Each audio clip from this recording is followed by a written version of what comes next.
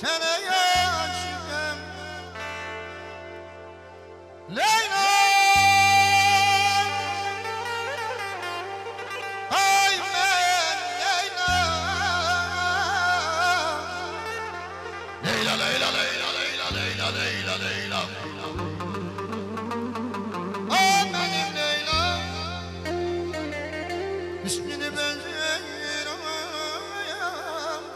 senin Mecnun.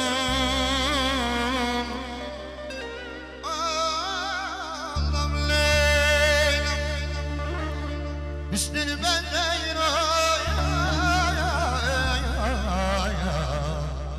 senin Mecnun'un.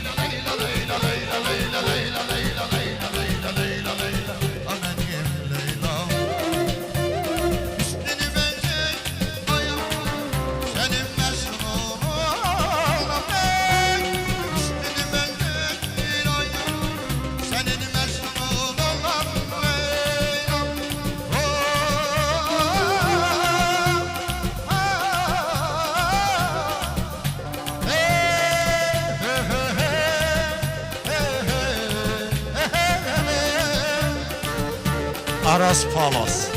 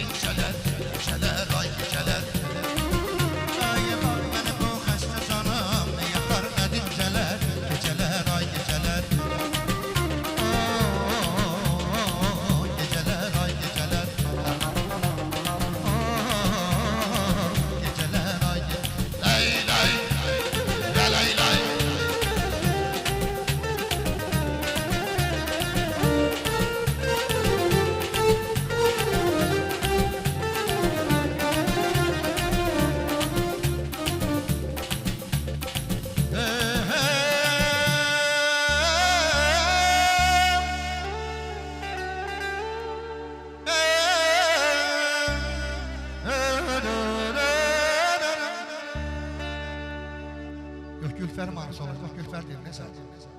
Eşkin yüreğime düşenden beri silinmez kalbimin gemi kederi. Eşkin yüreğime düşenden beri silinmez kalbimin gemi kederi. Sevdim seni kimidir böyle, senin keşkimine senin güzel Gülfer. Senin kimidir böyle, senin keşkimine senin güzel Gülfer. Güzel Gülfer'im, güzel Gülfer'im, güzel Gülfer'im.